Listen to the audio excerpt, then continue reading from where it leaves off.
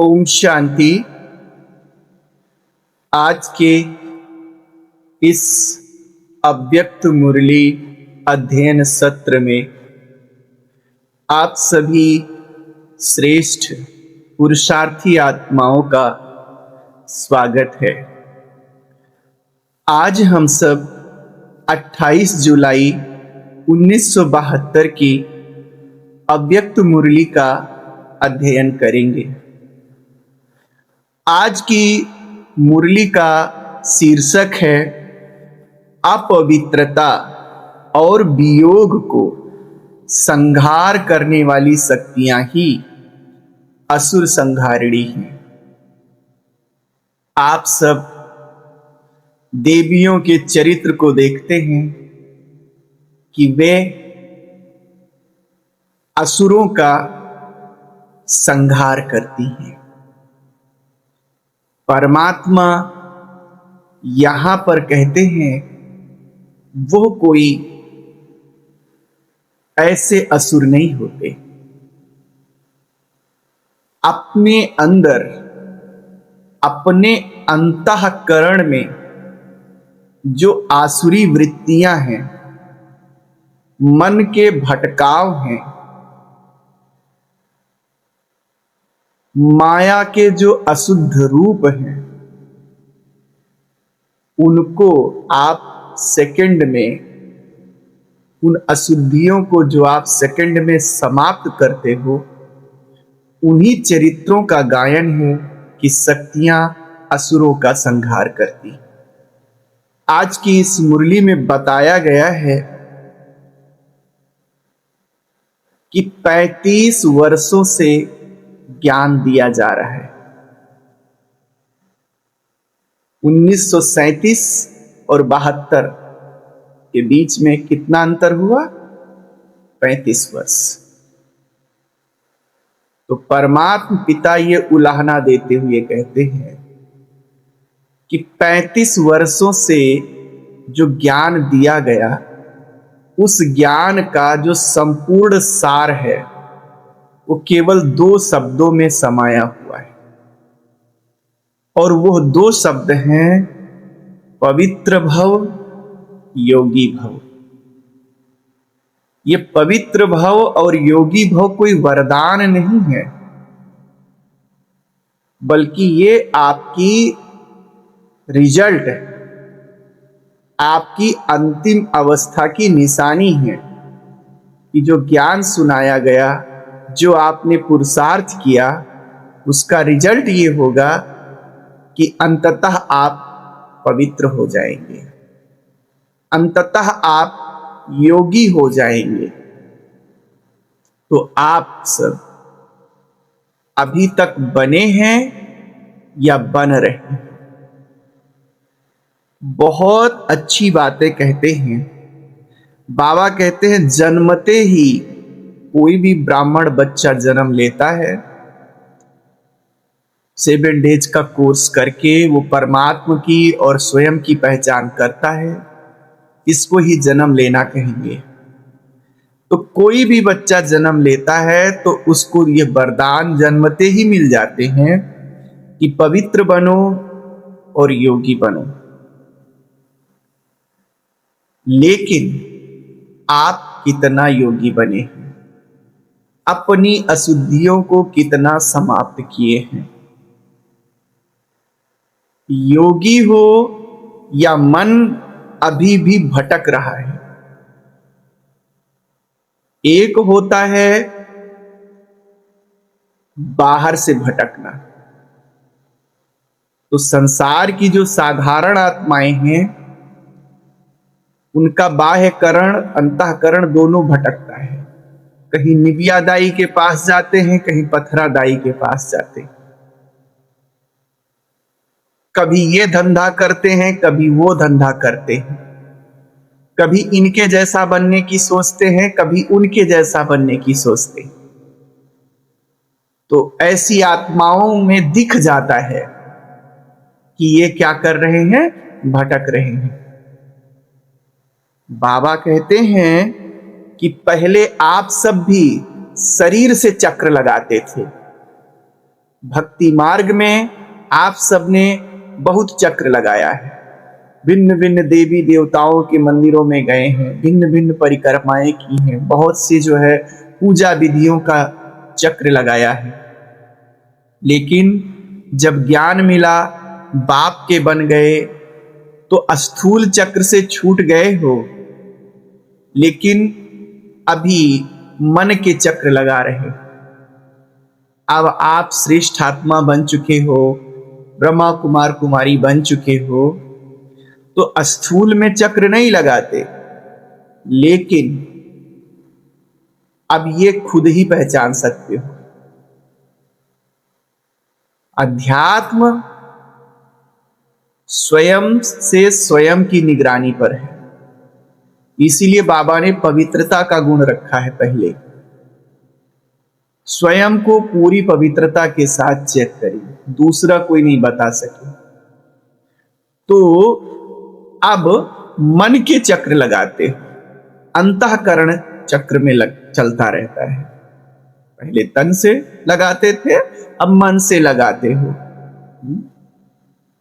मन से चक्र लगाना क्या है? योग की अवस्था में मन ना रहना, श्रेष्ठ स्मृतियों में मन ना लगना, मन का भटकाव होना, संसार में, भौतिक पदार्थों में, सांसारिकता में, सांसारिक रिश्ते नातों में मन भटकता है, तो आप ये समझो कि हम क्या कर रहे हैं? मन से चक्र लगा रहे हैं। और इस अवस्था को बाबा ने कहा वियोगी। दो हो सकते हो, या तो आप योगी हैं या तो आप वियोगी हैं। भोगी नहीं कहा बाबा ने, क्योंकि भोगी बहुत अलग बात हो जाती है, बहुत अलग दर्जे की बात हो जाती है। सांसारिकता से आप ऊपर उठ चुके हो तो भोगी नहीं हो सकते, लेकिन या तो योगी हो या तो वियोगी हो।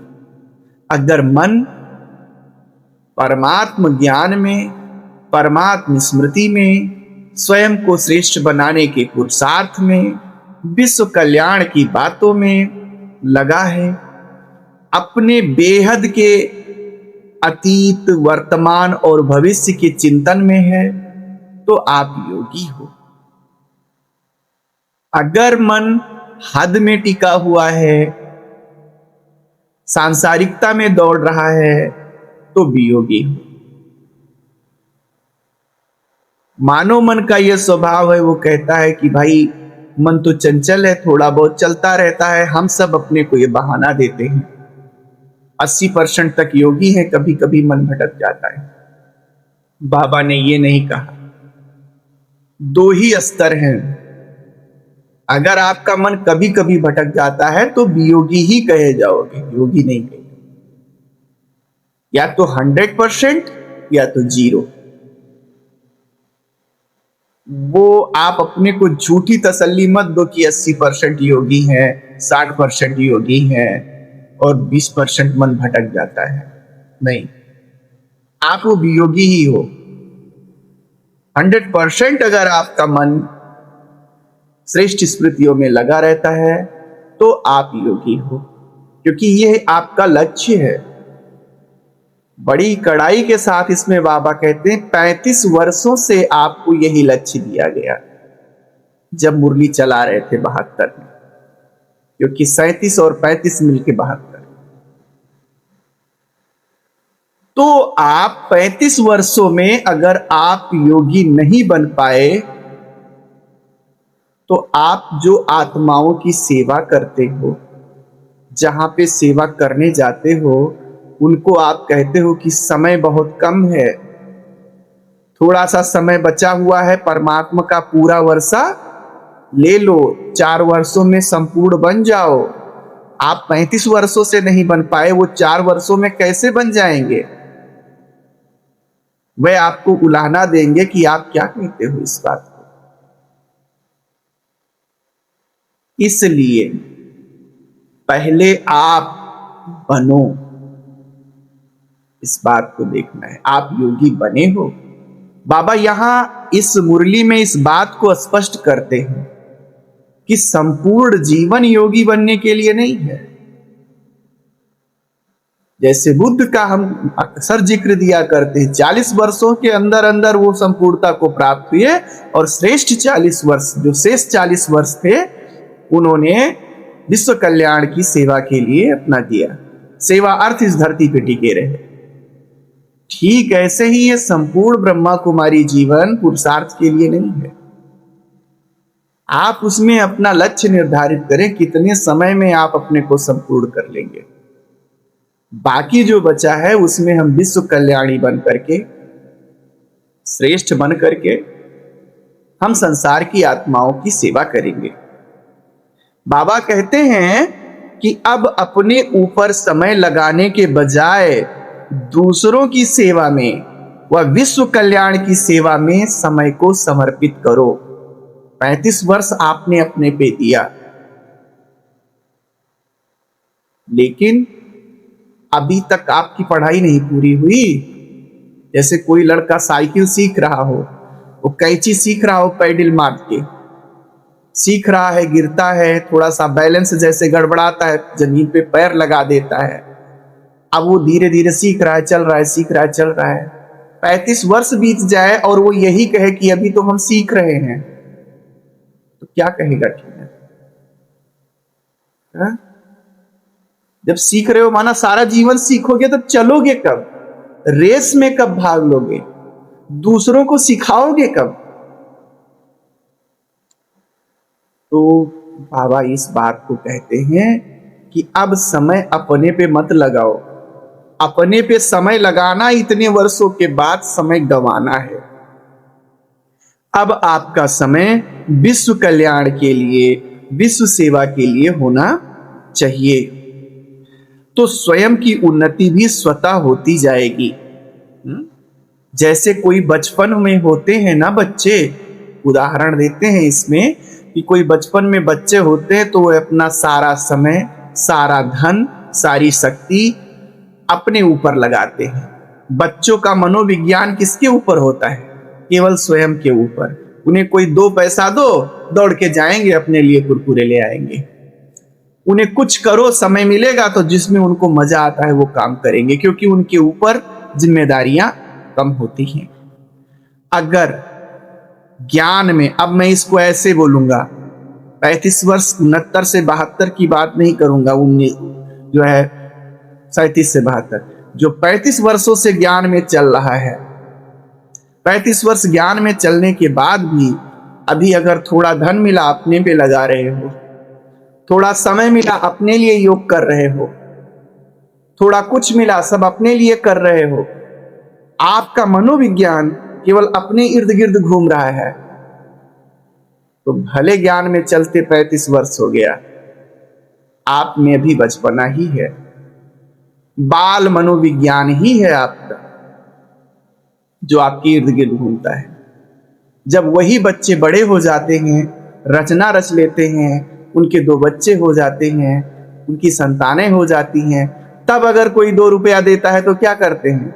जाके दौड़ के अपने लिए सामान खरीदते हैं? नहीं खरीदते। फिर वे उस 2 रुपए को, उनकी रचना को जो जरूरत है उसको पूरा करते हैं। रचना पहले, स्वयं बाद में। यह है बड़ों का मनोविज्ञान। तो क्या 35 वर्षों से ज्ञान में चलने के बाद अभी भी बच्चे ही रहे, या मास्टर रचयिता बने? मास्टर रचयिता बन करके अपनी रचना को, अब समय, संकल्प, शक्ति जो आपकी है वो अपने लिए नहीं खर्च करो। बाबा कहते हैं वो अपनी रचना पर खर्च करो। जैसे कि साकार ब्रह्मा बाप ने अपना समय, अपना संकल्प, अपना तन मन धन सब यज्ञ वत्सों की जो रचना हुई थी उनके लिए समर्पित किया, विश्व सेवा के लिए समर्पित किया। ये है ऊंचाई। तब समझो कि आप श्रेष्ठ बने हो, तो समय ये है। तो हम देख रहे हैं इनमें से सब, कोई 35 वर्षों से ज्ञान में चल रहा है, कोई 5 वर्षों से चल रहा है, कोई 15 वर्षों से चल रहा है, कोई 18 वर्षों से चल रहा है। आप सब कब विश्व कल्याणी बनोगे? कैंची से डंडे पे पहुंचे कि अभी कैंचिए में हो? कितने सालों में आप संपूर्ण बनेंगे, ये केवल उनके लिए नहीं कह रहा है जो 69 से 72 के बीच में। सब अपने अपने लिए देखो। उस समय समय पड़ा था, 35 वर्ष वो संपूर्णता में लगा दिए।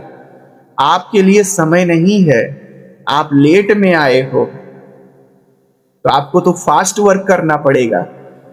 द्रुत गति से अपना टाइम फिक्स करो कि आप संपूर्ण कब हो रहे हो। आप अपनी पढ़ाई कब पूरा कर रहे हो, कितने वर्षों में आपकी पूरा हो जाएगा, ये हम सबको खुद फिक्स करना है। और उसके बाद फिर हम विश्व कल्याणी उद्धार मूर्त बन करके संसार की सेवाओं में जुटे। सब लोग अपना अपना अलौकिक डेट ऑफ बर्थ निकालो और फिर चेक करो कि अभी कितना पहुंचे हैं। हंसने गाने में गंवा दिए, केवल दीदी दादा को संतुष्ट करने में गंवा दिए, या कुछ पुरुषार्थ में भी गंवाए अपने, कितना बने और कितना जो बचा हुआ है उसको हम कितने समय में पूरा कर लेंगे। क्योंकि समय बहुत करीब है। उस समय तो बहुत समय पड़ा था, अभी 35 वर्ष नहीं मिल सकता हर एक आत्मा को कि अलौकिक जन्म से 35 वर्ष तक ये है। आप कितने वर्षों में अपनी संपूर्णता को पूरा करेंगे। इसमें कहा गया है दुनिया तेजी से तमोगुणी गिरावट की ओर जा रही है, तो आपको भी अपनी चढ़ती कला के माध्यम से अतीन्द्रिय सुख का अनुभव करना है। आपको तेजी से चढ़ती कला में जाना है और दुनिया तेजी से उतरती कला में है। आपको मास्टर रचयिता बन विश्व की आत्माओं का उद्धार करना है। तो मन के चक्र लगा रहे हो। बाबा इसमें व्यंग्य कर रहे हैं कि आप सबको तो चक्रवर्ती राजा बनना ही है ना, इसीलिए शायद योगी वियोगी का क्या लगाते रहते हो, चक्र लगाते रहते हो, क्योंकि चक्रवर्ती राजा बनना है इसलिए चक्र लगाते रहते हो। तो अभी जो है इस मन के चक्र को छूटना है। कभी कभी योगी कभी कभी वियोगी, यह मन का चक्र लगाना ही भटकना है। और इस भटकने को ही वियोगी कहा जाता है। क्या माया अर्थात संसार का आकर्षण, दुनिया के संबंधों का आकर्षण इतना शक्तिशाली है कि वो आप जैसी मास्टर सर्वशक्तिमान आत्माओं को अपने चक्र में फंसा सके। बाबा कहते हैं आप सब तो असुर संहारिणी शक्तियों का प्रतीक हो। जैसे कि वे सेकंड के संकल्प में कोई भी शक्तियां सेकंड में असुरों का संहार करती थी, ऐसे आप अपने अंतःकरण में उत्पन्न होने वाले ऐसे आकर्षण को, ऐसे भटकाव को सेकंड में समाप्त नहीं कर सकते। माया इतनी जो है मजबूत नहीं है। माया को इस मुरली में बाबा ने छुई मुई पौधे का उपमा दी है। जैसे छुई मुई को अंगुली दिखाते हुए मुरझा जाता है, ऐसे आपके अशुद्ध संकल्प एक सेकंड के श्रेष्ठ संकल्प के द्वारा छुई मुई की तरह से मूर्छित हो जाते हैं। तो इस प्रकार से अपने आप को शक्तिशाली बनाओ। गीता में ये कहा गया है आत्मने आत्मने तुष्टा। एक योगी के लक्षण ये होते हैं, एक स्थित प्रज्ञ आत्मा के लक्षण ये होते हैं कि वह स्वयं से स्वयं में संतुष्ट होता है। उसको सुख लेने के लिए, उसको संतुष्ट करने के लिए किसी दूसरे की जरूरत नहीं होती। वो स्वयं से आत्मने आत्मानि तुष्टा, वो स्वयं से स्वयं में तुष्ट होता है। तो क्या, और जब ये अवस्था आएगी तभी हमें कोई बाहरी आकर्षण हमें अपनी तरफ से खींच नहीं पाएगा, हमारे अंतःकरण को। तो क्या हमारी अवस्था ऐसे बनी है? अब यहां पे एक बहुत महीन चीज आती है। जब सांसारिक लोगों से ये बात आती है कि एक योगी आत्मने आत्मने तुष्टा, तो वो कहते फिर हम तो योगी नहीं बनना चाहते, क्योंकि अगर हम स्वयं से स्वयं में संतुष्ट हो गए तो हमारे जो संबंध हैं या हमारे जो दूसरे लोग हैं उनसे तो हम मिलना ही नहीं चाहेंगे, उनसे जो हमारे मधुर संबंध है वो मधुर ही नहीं रह जाएंगे, अर्थात हम उदासीन हो जाएंगे। उनकी ना तो हमें उनकी जरूरत रह जाएगी ना उनको हमारी जरूरत रह जाएगी। तो इसलिए वो डर जाते हैं कि हम संतुष्ट नहीं रहेंगे, ऐसा योगी नहीं बनना है, तब तो हम सन्यासी बन जाएंगे, तब तो हम जो है बिल्कुल विरक्त हो जाएंगे। लेकिन आत्मने आत्मानि तुष्टा का मतलब ये नहीं है आप विरक्त हो गए। आप कल्पना करो, आज के इस संसार में असंतुष्ट आत्माएं अधिक हैं, स्वयं से भी असंतुष्ट हैं, अपने संबंधों से असंतुष्ट हैं। तो जब एक असंतुष्ट आत्मा दूसरे असंतुष्ट आत्मा से मिलती है, उसके सानिध्य में आती है, तो क्या होता है देखते हो? वे उनकी शिकायत करते हैं कि आपने तो हमें कभी याद नहीं किया, आपने तो कभी हमें फोन नहीं किया। वो उनकी शिकायत करते, एक दूसरे पर कमेंट, एक दूसरे पर गिला शिकवा की बौछार पहले होती है। ये है असंतुष्ट आत्माओं की निशानी, क्योंकि वो कहीं ना कहीं आपसे अपेक्षा रख रहा था, वो कहीं ना कहीं रख रही है। और आप सोचो, अब कल्पना करो, जब आप संतुष्ट हैं, आत्मने आत्मने तुष्टा हैं, दूसरी आत्मा भी स्वयं में संतुष्ट है, सब आत्माएं सतयुग में देवी देवताएं ऐसे होंगे, सब आपस में अपने आप में संतुष्ट होंगे, तो फिर क्या होगा? कोई अंदर से अंतःकरण भटकेगा नहीं। और अगर कभी संयोगवश मिलेंगे, सानिध्य में एक दूसरे के आएंगे, तो वहां पे शिकवा शिकायत होगी, क्योंकि फील ही नहीं आया, सब संतुष्ट थे कि इन्होंने तो मेरे को याद नहीं किया, इन्होंने तो मेरे को फोन नहीं किया। कोई ऐसी बातें नहीं होंगी। फिर जब दो संतुष्ट आत्माएं मिलती हैं तो उनमें अच्छे संवाद होते हैं, उनमें उनका जो वाइब्रेशन होता है वो अलग होता है, और जो वायुमंडल होता है श्रेष्ठ बन जाता है। तो स्वयं से स्वयं संतुष्ट होने का मतलब ये नहीं है कि एक दूसरे के सानिध्य को छोड़ देना है, एक दूसरे के संपर्क में नहीं आना है। उसका मतलब यही है कि आप शिकायत से मुक्त हो जाएंगे, आप अंतःकरण से भटकेंगे नहीं, ये है। आप मन के चक्र नहीं लगाएंगे, मन आपका स्थिर रहेगा। तो इस ऊंचाई पर हम सबको पहुंचना है। मन के चक्र खत्म हुए तब समझो कि आप पवित्र भव बने हैं, और मन का भटकना जब बंद हुआ तब समझो आप योगी भव के वरदान को प्राप्त कर चुके हैं। अब जब आप पवित्र भव योगी भव हो गए तो फिर अब आपको अपने ऊपर काम करने की कोई जरूरत नहीं है। अब आप संसार की आत्माओं को विश्व कल्याणकारी बन, मास्टर रचयिता बन, उनको उनके व्यक्त भाव से मुक्त करो, उनको उनके दुखों से छुटकारा दो। अपना जो भी समय, संकल्प, शक्ति है विश्व का कल्याण कैसे हो उसमें लगाओ। बाबा कहते हैं 35 वर्ष हो गए, अब आपकी भाषा बदलनी चाहिए। जो आत्मा 30 साल से ज्ञान में चल रहा है, 35 साल से ज्ञान में चल रहा है, उसकी भाषा ये नहीं हो सकती कि अभी हम बन रहे हैं, बनेंगे, करेंगे, अभी तो हम पुरुषार्थी। फिर हम आपका सम्मान क्यों करें अगर अभी आप बन ही रहे हो?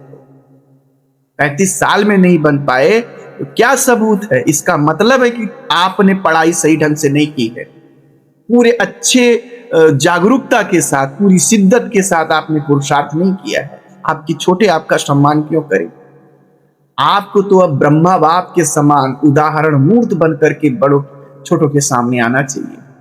अगर आप बन गए होते तो ऐसे होते। इसलिए उस बात को हमें समझना है, भाषा बदलनी चाहिए। अब बन रहे हैं ये जो बड़े हैं वो ऐसे नहीं बोल सकते।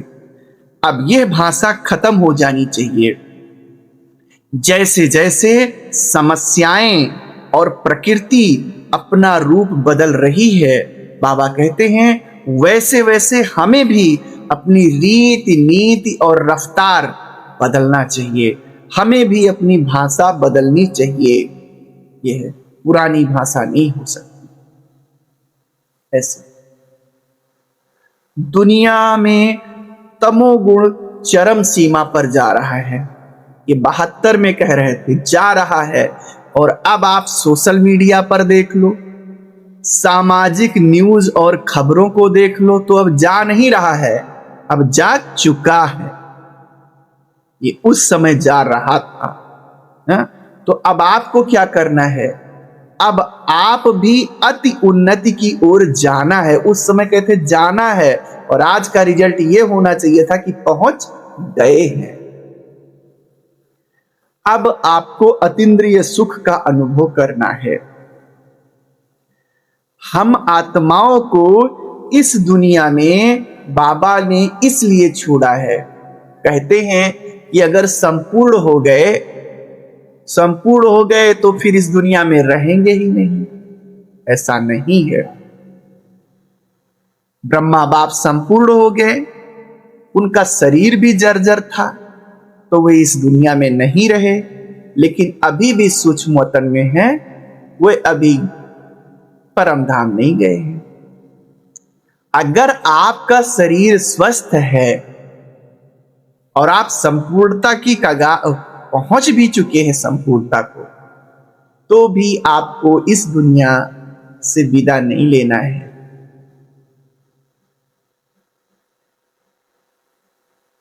ये ड्रामा में नूद है, ये पूर्व नूद है। ब्रह्मा बाप क्यों नहीं गया परम धाम? क्योंकि उसके अभी कुछ रहे हुए कर्तव्य शेष हैं। जब कोई शक्तिशाली आत्मा होता है, जैसे कि मान लो कोई पर्वतारोही है, अब वो रोज पर्वत पे चढ़ता है तो उसको चढ़ने का अभ्यास है। वो तो खटखट करके पहुंच गया चोटी पर, और सब धीरे धीरे नीचे चढ़ते आ रहे हैं। अब पता लगा नीचे तूफान आ गया, तो वो तो चोटी पर पहुंच गया है, वो चाहे तो अब आगे बढ़ सकता है, वो काहे को नीचे लौटे। लेकिन जब वो देखता है कि हम इनके गाइड हैं, ये सब तूफान में फंस गए हैं, तो वो क्या करता है? पुनः उतरेगा और उनको ऊपर ले जाने की कोशिश करेगा। भले तूफान है, लेकिन तूफान में रहते हुए भी वो तूफान से अलग है, क्योंकि उसको अपने पे भरोसा है कि मैं तो निकल चुका हूं, निकल ही जाऊंगा, इनको बचाने के लिए मैं इस तूफान में आया हूं। ठीक उसी प्रकार से ब्रह्मा बाप भले संपूर्ण हुए, लेकिन अभी दुनिया संपूर्ण नहीं हुई, बच्चे संपूर्ण नहीं हुए, तो उनको संपूर्ण बनाने के लिए वे रुके हुए। और ऐसे अगर आपका शरीर ठीक है, स्वस्थ है, और आप यहां इस स्थूल दुनिया में संपूर्णता को प्राप्त कर चुके हैं, तो कोई जरूरी नहीं कि आपका शरीर छूटे। फिर आपका इस दुनिया में रहते हुए, तब आप स्वयं के लिए रह रहे थे, अब किसके लिए रह रहे हैं? अब आप सेवा के लिए रह रहे हैं। अब आप दूसरी आत्माओं को व्यक्त भाव से मुक्त करने के लिए, उनके कल्याण अर्थ इस धरती पर रह रहे हैं कि उनका भी कल्याण कर सके। जैसे जैसे जीवन में शक्ति आती है, वैसे वैसे जिम्मेदारियां बढ़ती हैं। तो ये पूर्व नूद है कि आप संपूर्ण होने के पश्चात भी इस दुनिया में आपको ठहरना है, जब तक कि यहाँ की पूरी जिम्मेदारी आपकी ना हो जाए।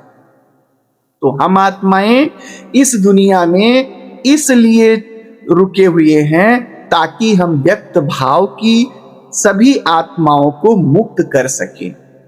जिस दिन इस स्थूल वतन की जिम्मेदारी पूरी हो जाएगी, उस दिन हम बाप के साथ अपने घर चले जाएंगे और अपने राज्य में राज्य करेंगे। तो अब इसका डेट फिक्स करे हर एक पुरुषार्थी आत्मा कि कितने वर्षों में हम स्वयं को संपूर्ण बनाते हैं और हमको ये लगे कि अब हमें अपने ऊपर काम करने की जरूरत नहीं है, बाकी हम अपना सारा समय अब संसार के कल्याण के लिए देंगे।